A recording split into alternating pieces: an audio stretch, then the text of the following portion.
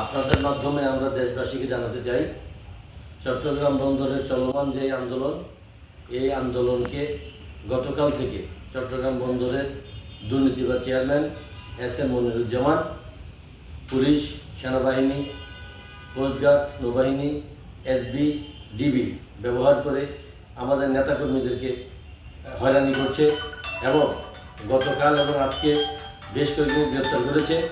বর্তমানে এই মুহূর্তে সেই চট্টগ্রাম বন্দর অডিটোরিয়ামে একটা সভা করার জন্য সে বন্দরের বিভিন্ন ডিপার্টমেন্ট থেকে, বন্দরের অভ্যন্তরে পুলিশ ঢোকার কথা না, বন্দরের অভ্যন্তরে পুলিশ প্রবেশ করিয়ে বিভিন্ন ডিপার্টমেন্ট থেকে শ্রমিক কর্মচারীদেরকে ধরে ধরে এনে সে অডিটোরিয়ামে প্রবেশ করাচ্ছে। সে সফলভাবে দেখাতে চায় সে একটা সভা করেছে। আমরা মনে করি সে বন্দরের চেয়ারম্যান, তার উচিত এই সমস্যাটাকে অ্যাড্রেস করে সমাধানের পথে যাওয়া। তা না করে সে রাজনৈতিক নেতার মতো ফ্যাসিস্ট হাসিনার কায়দায় সে বিকল্প শক্তি তৈরি করে অথবা বিকল্প কিছু একটা তৈরি করে দেশবাসী বা সরকারকে দেখাতে চায় চট্টগ্রাম বন্দরের কর্মচারী তার সাথে আছে। এটা অত্যন্ত ফেক এবং এটা তার গর্হিত কাজ। আমরা এর তীব্র নিন্দা জানাই।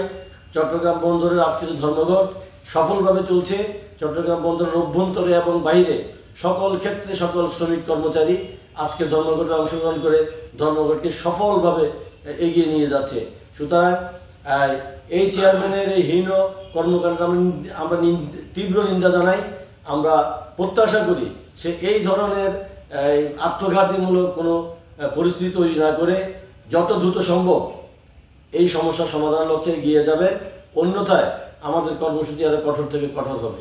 টানা তৃতীয়বার অর্জন করেছে দেশের সেরা সুপার ব্র্যান্ড স্বীকৃতি বসুন্ধরা টিস্যু। আমার শ্রদ্ধেয় সহকর্মী জনাব ইব্রাহিম খোকন বলেছেন যে এই চেয়ারম্যান ফ্যাসিস্টের কায়দায় আমাদের কর্মচারীকে বিভিন্ন ডিপার্টমেন্ট থেকে ধরে এনে বন্দর ফজলুর রহমান অডিটোরিয়ামে ঢুকাচ্ছে এবং সেখানে তাদেরকে বসিয়ে রেখে সে জোর করে একটি বক্তব্য উপস্থাপনের চেষ্টা করছে, যা বিগত সরকার শেখ হাসিনা, ফেসিবাদ শেখ হাসিনাকেও হার মানাচ্ছে।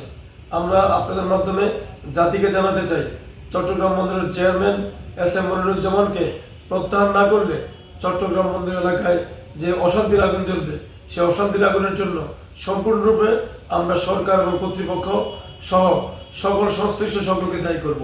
সকলের কাছে আমাদের বিনীত অনুরোধ, আপনারা যত দ্রুত সম্ভব এই চট্টগ্রাম বন্দরের চেয়ারম্যানকে চট্টগ্রাম বন্দর থেকে প্রত্যাহার করে চট্টগ্রাম বন্দর এলাকায় কাজের সুষ্ঠু পরিবেশ, বসবাসের সুষ্ঠু পরিবেশ বজায় রাখার জন্য বিনীতভাবে অনুরোধ জানাচ্ছি।